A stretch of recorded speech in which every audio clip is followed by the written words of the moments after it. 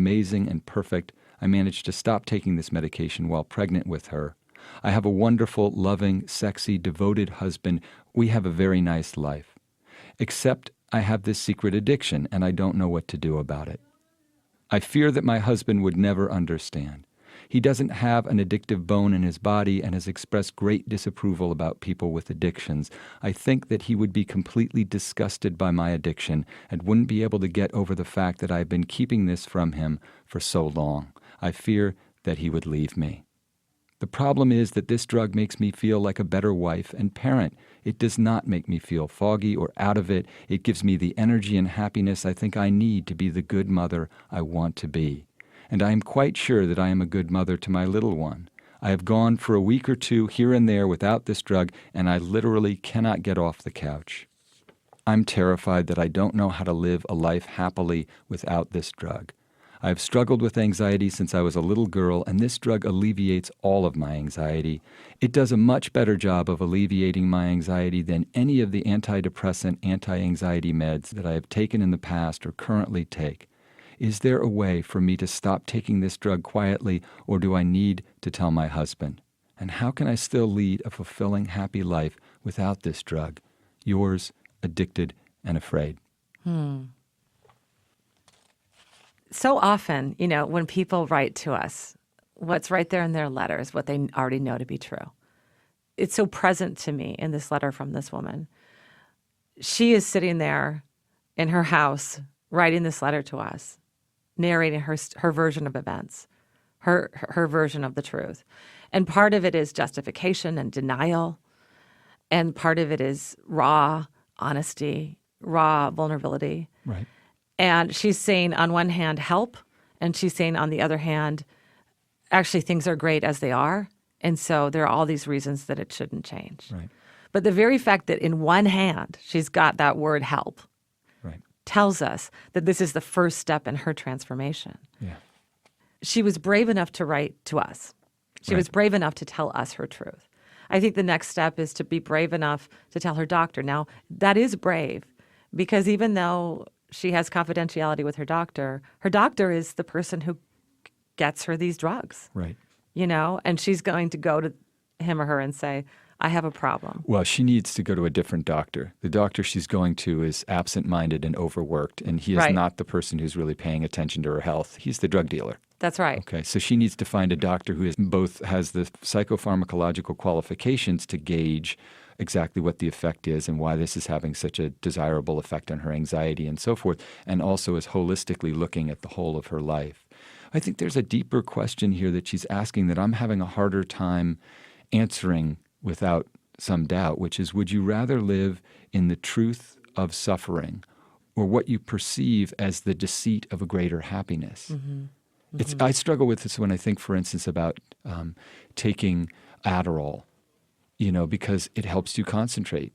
If there was a drug you could take, since that's what I really want, that's where I think great writing and art comes from, is the ability to focus the mind in the midst of distraction. Well, here's this. I've never taken it, but I've always been tempted. And what if I took it, Cheryl, and I was like, wow, this allows me to be in that space, that have that intense focus that's required of me to do good work. Mm-hmm. Would I then, if I became overly dependent on it, say, actually, I need to be in the truth of my own suffering here. I need to be, I can't take that. I'm forbidding myself that pleasure. I'm forbidding myself the ability to live up to my potential with a little bit of chemical help. She says, my perception is that when I take this drug, I am the person I want to be. Cheryl, if there was a drug that you could take that would allow you to feel like the person you want to be, I don't know. I'd have a tough time not taking that. And yet we need to try to do that. I mean, here's the deal. We all have to strive to be the people we want to be. We all have pieces of ourselves that are missing that we have to do the hard work of filling ourselves.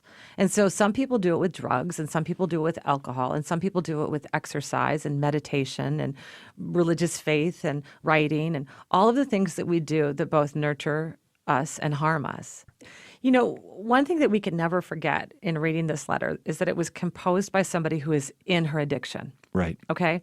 So anyone who knows anything about drug addiction will tell you that people, when they're in their addiction, they're not in their right mind. That, her perceptions to some degree, they're not true. Like some things she can perceive about herself are accurate, and other things are influenced by the justification she's built around continuing to take this drug. She's telling us that she's her best self. She even uses the word I perceive that I'm at my best self when I'm on. But maybe her child 10 years down the road won't agree with that. Maybe her husband doesn't agree with that. But what's so complicated is, she talks about not being able to get off the couch, when she's not taking this drug. Well, for an 18-month-old where the bonding is so immediate and so physical and it's so demanding, they're there all the time, which is the worst sin? If this drug allows her, or some substitute that she can find that is not a painkiller but that is calibrated carefully to help elevate her mood, isn't it better to have a happy mom, or is it better to have a depressed mom who's honestly dealt with her addiction and thrown out the pills, but is lying on the couch, unable to really interact? I mean, I think that's deeply damaging to a kid. I see your point. Her perception might be off, is inevitably off, and it's affected by this drug. But it's pretty stark. She's saying, without this drug, I'm lying on a couch, and I can't get up.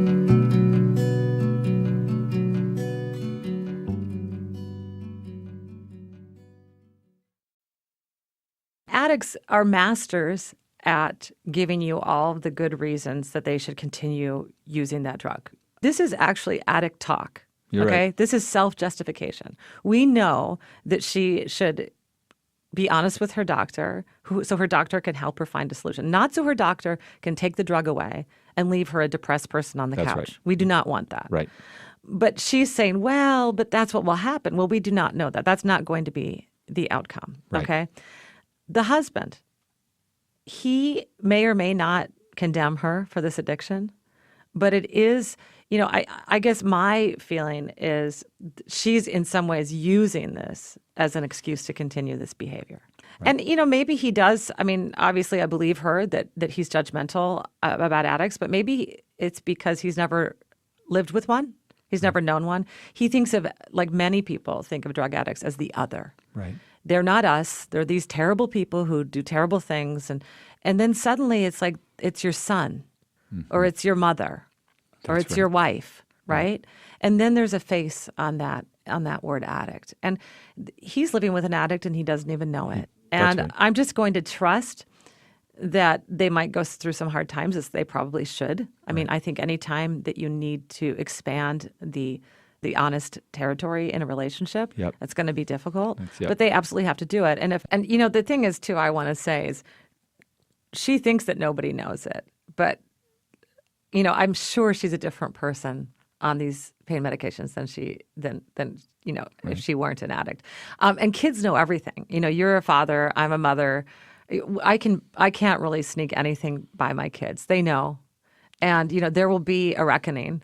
If this woman doesn't deal with this, that child will grow up with a mother who is an active drug addict.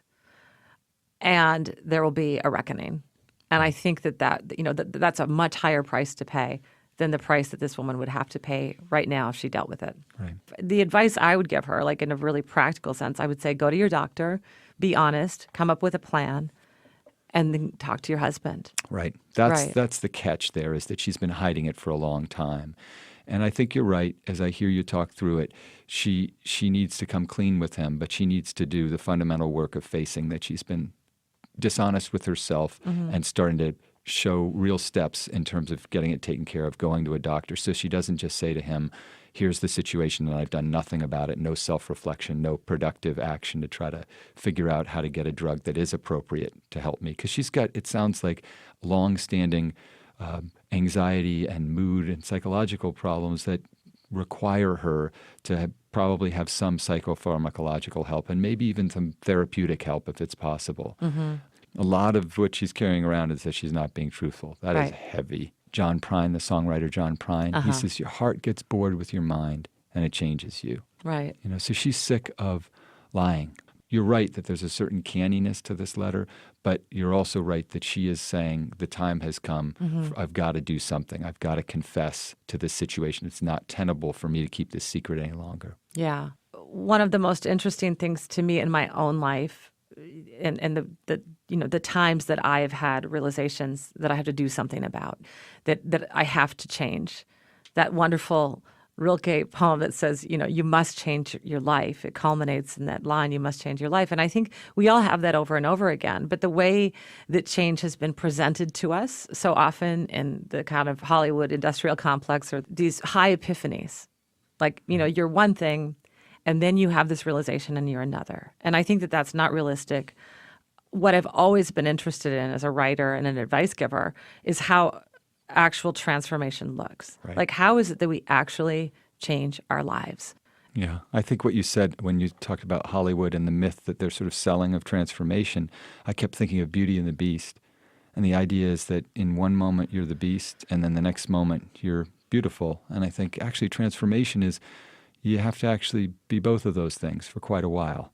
And maybe you never get rid of the beastly urges. Maybe you never get rid of the desire to take the pill, to have something that can at least appears to cure the problems that are quite obviously afflicting her. Mm-hmm. People have trouble with that. They want it to be binary. You're either an ugly duckling or a swan. Right. The truth of the matter is we're beasts and we're beautiful at the same time.